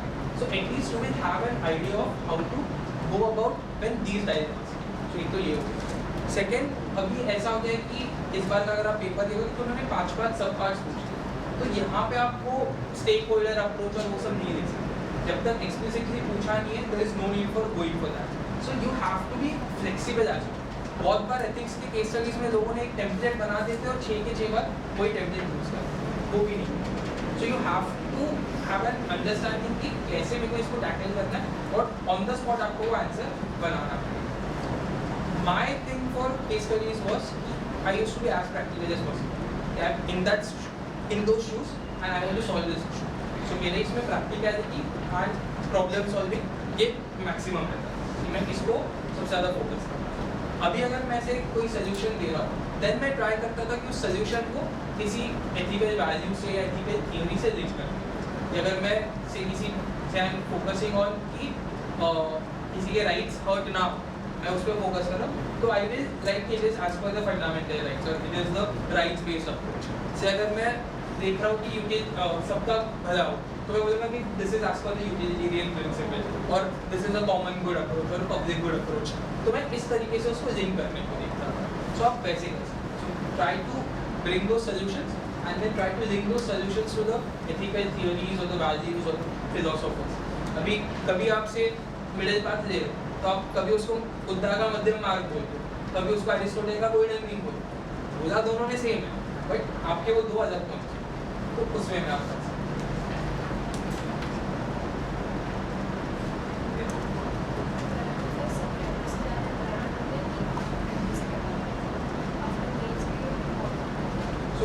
और बीन्स वो 3 महीने में जो करंट अफेयर्स चल रहे हैं that would be the most important. और वहाँ पे जो एनुअल कंपाइलेशंस आ रहे हैं you can refer to those books ना. और प्रेजेंट्स अराउंड 1-1.5 साल के करंट अफेयर्स आपको कवर करने हैं. और जून के जो अगर जो आपका जान 2023 से तो जान 2022 से जून 2022 बट वही कि सिर्फ करंट मत देखो, करंट का एक तो स्टैटिक न्यूज़ भी देखो एट द सेम टाइम जो भी आप थोड़ा उसको गूगल करके एक स्टेप आगे जाने का कि जो भी करंट अफेयर्स का ये होता है सोर्सेस, एक जो majority chunk of the crowd रहेगा वो उसको आधा अधूरा पढ़ेगा. Then there would be a section of दोस्त जो उसको ढंग से पढ़ेंगे, पूरे इसको पढ़ेंगे, but they will just passively read it.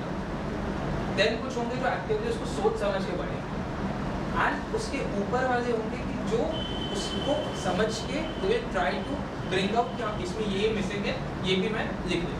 आप ये हर टॉपिक के लिए नहीं करोगे, जो आपको से किसी एक सब्जेक्ट में ये मेरे को लग रहा है कि ये 10 टॉपिक्स तो इम्पोर्टेंट है, इस उस 10 टॉपिक्स के जब आप करोगे तो you will have certain excess of information, वो एक्सेस कॉन्फिडेंस. तो ये आपको करना है. तो have to be in this exam क्योंकि एज एन एक्टिव अप्रोच जितना आप कर सकते हैं. ये लेक्चर बैठना सिर्फ बुक पढ़ना ये आसान काम है, बट आप उसके ऊपर आपको सोचना पड़ेगा कि how I am going to use it in the answer, how I am going to use this to solve those MCQs, how is it linked to the syllabus.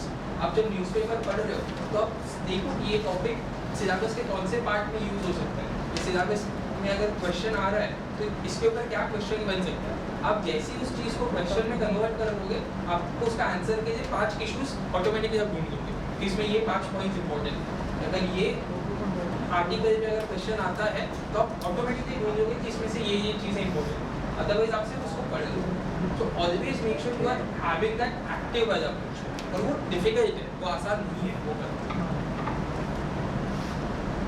So have to decide what is relevant and like what you think only the syllabus should be enough or looking at the past year questions and both. And some newspaper like when I'm reading there are certain topics which are you can say very trending and very in like they are again to static also they are very connected. So those particular topics, if I just sort of, for example, right now data protection.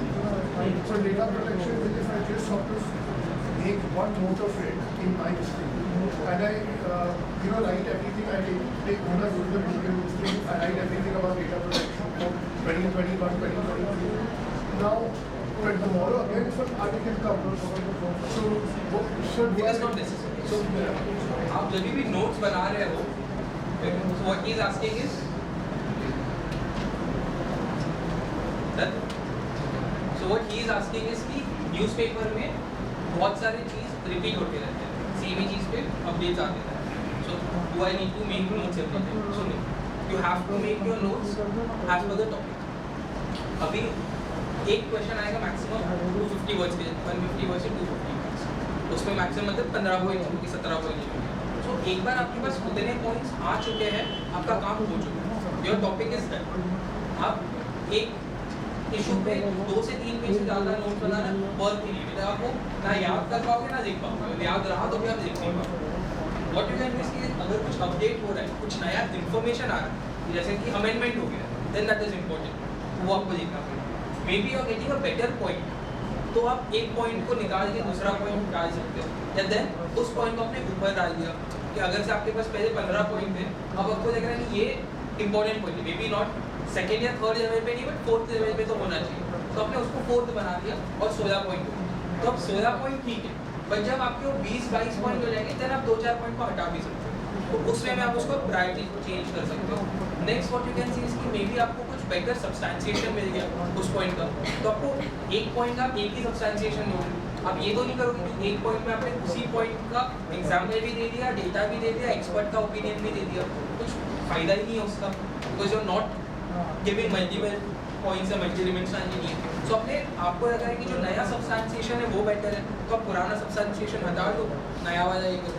जैसे आपके पास किसी चीज़ के लिए random किसी NGO का data है, किसी organisation का डेटा है, और कल को उसी चीज़ के ऊपर वर्ल्ड बैंक कुछ डेटा दे रहा है या यूएन कुछ डेटा दे रहा है, तो एनी टाइम्स यूएन या वर्ल्ड बैंक का डेटा ज़्यादा अच्छा है, तो आप उसको हटा दोगे और यूएन का डेटा रख दोगे। सो इस वे में आपको अपडेट करना, हर चीज़ ऐड करते हुए जाने में कोई सेंस नहीं।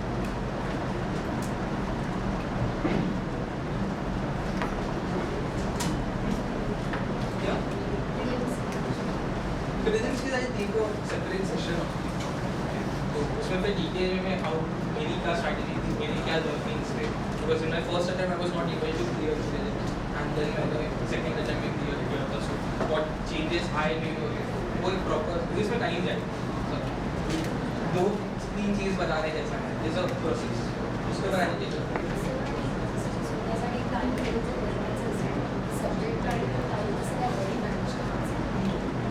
So when you are going for time management, your main aim should be achieving the targets. It should not be कि मेरे को 5 घंटा पढ़ना है या 10 घंटा पढ़ना है या 15 घंटा पढ़ना है या 25 घंटा पढ़ना है, ये नहीं है। तो first you have to bring down those targets.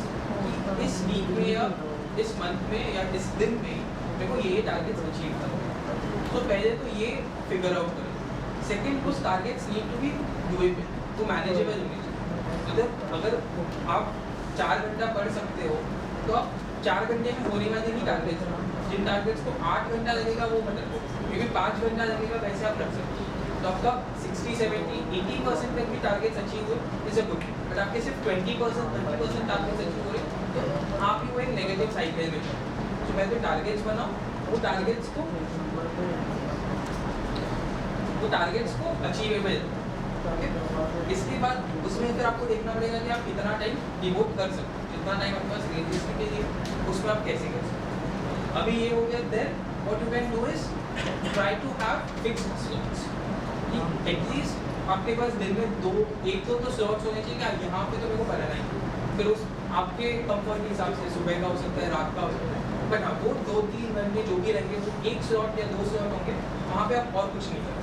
वहाँ पे आप क्या पढ़ रहे हो ये भी आपका पहले से प्लान है। आप ये नहीं कर रहे हो कि 2 घंटे जब है, अब उसे 6 से 8 पढ़ना है, आप 6 बजे को डिसाइड करो कि आज ये पढ़ना है या वो पढ़ना है, और आधा घंटा वो डिसीजन नहीं चल रहा है, ये नहीं करना। आपका 6 से 8 पढ़ना है, मतलब वहाँ पे सिर्फ पढ़ना। देन वहाँ पे आप ट्राई करो कि कुछ भी स्मार्टफोन या डिजिटल चीज़ें ना हो, अगर डिजिटल नोट्स बना रहे हो तो एयरप्लेन मोड पे डालो, मतलब डिस्ट्रैक्शंस मत होंगे, वो आपका जो पढ़ाई का टाइम है पढ़ाई का ही नहीं। वहाँ पे फिर आप बोलेंगे कि नहीं मेरे को तो सिर्फ गूगल करके कुछ पढ़ना था, गूगल के पढ़ते 4 पेज देखते तो ये नहीं करना। तो उसके आप एक लिस्ट बना दो कि हाँ ये चीज़ें को गूगल करके, जैसे आपका से लास्ट का आधा घंटा है, लास्ट का 15 मिनट है, उसमें फिर आपको देखते हैं। तो ये करके आपके स्लॉट्स जैसे जैसे बनते जाएंगे, पढ़ाई बढ़ती जाएगी। बट अगर आप उसको फ्लेक्सिबल रखोगे, हाँ जब मन किया तब पढ़ूंगा, तो उससे नहीं। तो इस वे में आप टारगेट कर सकते हैं।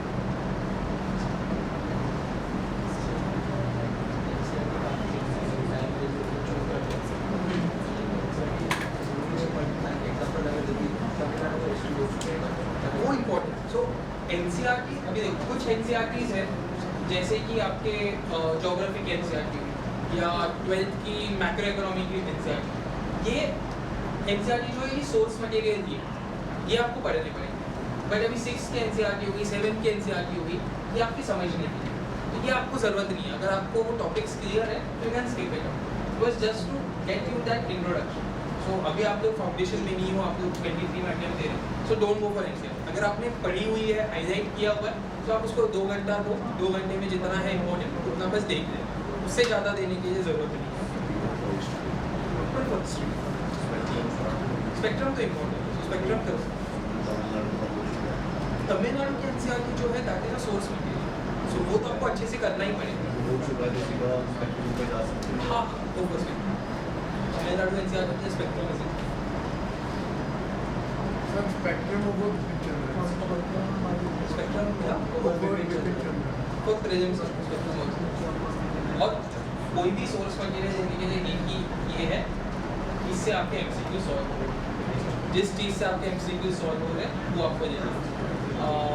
इवन वो जो 20-25 ईयर वाला बुक आता है प्रीवियस ईयर वाला, हाँ, तो वो वाले स्टार्ट कर सकते हो। जैसे आपका जो जो टॉपिक्स चालू हो गए हैं Sir, you come across the single MacBooks, MAG books.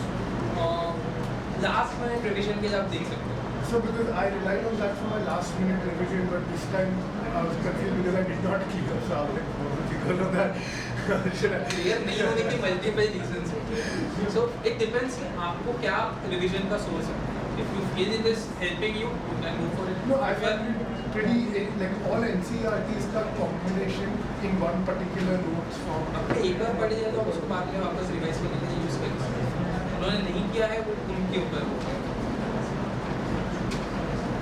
इसमें मेन वही कि क्या चीज़ों से आपको कॉन्फिडेंस मिलेगा। Sir, main thing is to just focus on the process and to build the process and Exactly. you can say this.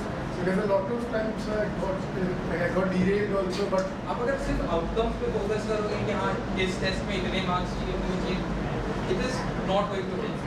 You have to make sure कि आपका प्रोसेस क्या है, आप क्या चीज़ें करने वाले हैं। Then based on those marks अगर आपको लग रहा है कि मेरा ये प्रोसेस में मेरे को कुछ चेंज करना है तो बात आ जाए। But it should be after sustain effort कि हाँ मेरे को आपने 2-3 टेस्ट में देखा कि आप you are making the same mistake, then you can change it.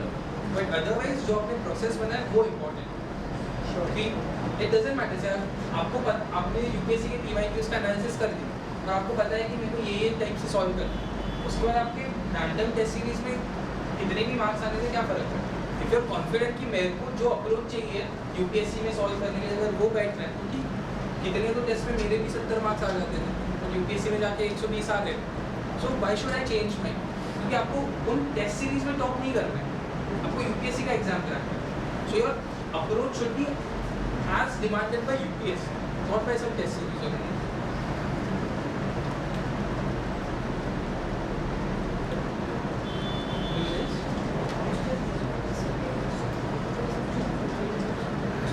Option के नोट्स वो स्पेसिफिक ऑप्शनल वाइज ही होंगे। But what I can say general कि व्हाट इज इम्पोर्टेंट, एक तो ऑप्शनल में प्रेडिक्टेबिलिटी ज़्यादा होती है क्योंकि क्वेश्चंस के थीम्स रिपीट होते हैं इन ऑप्शन। जीएस में बहुत मल्टी डिमेंशनलिटी आ जाता है, सो आपके जो इम्पोर्टेंट थीम्स हैं हर ऑप्शन में सिमिलर होने वाले हैं, सो उन थीम्स के तो आपके पास नोट्स रहने चाहिए। सेकेंड, ऑप्शनल में डेप्थ की आपको ज़रूरत पड़ेगी, सो आपको वो डेप्थ का अंडरस्टैंडिंग और एनालिसिस अवेलेबल होना चाहिए। नेक्स्ट, आपका जो भी ऑप्शनल होगा उस ऑप्शनल की कुछ वोकैबुलरी होगी, कुछ उसके फिंगर्स होंगे, तो उनके जो पॉइंट्स हैं वो आने चाहिए। तो ये 3-4 चीज़ें आपके नोट्स में होनी चाहिए एनी ऑप्शन। बाकी फिर आपको आपके स्पेसिफिक ऑप्शनल के हिसाब से वो नोट्स बनाने हैं।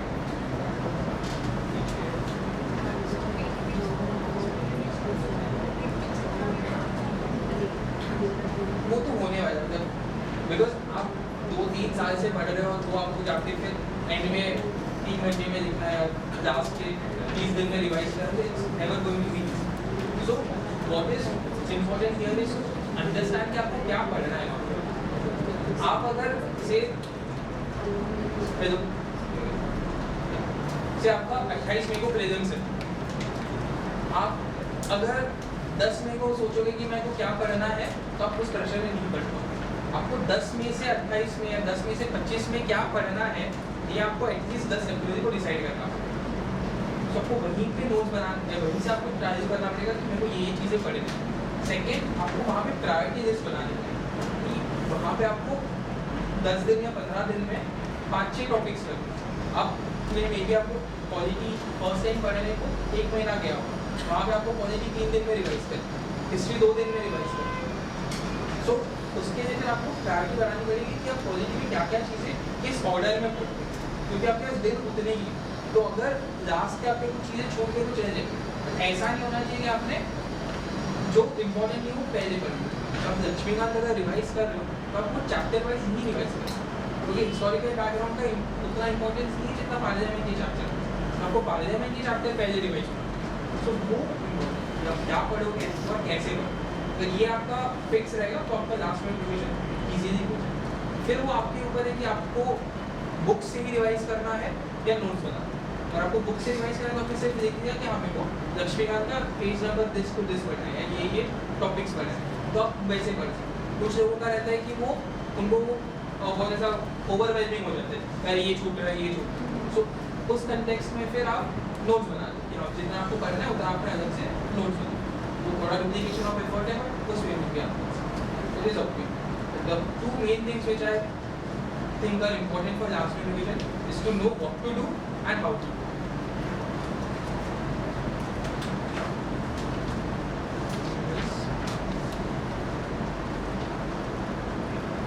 Doubts? I hope this session was helpful to all of you. Yes. All the best for the exam. And I hope you guys are here the next time to guide other candidates. Thank you. All the best.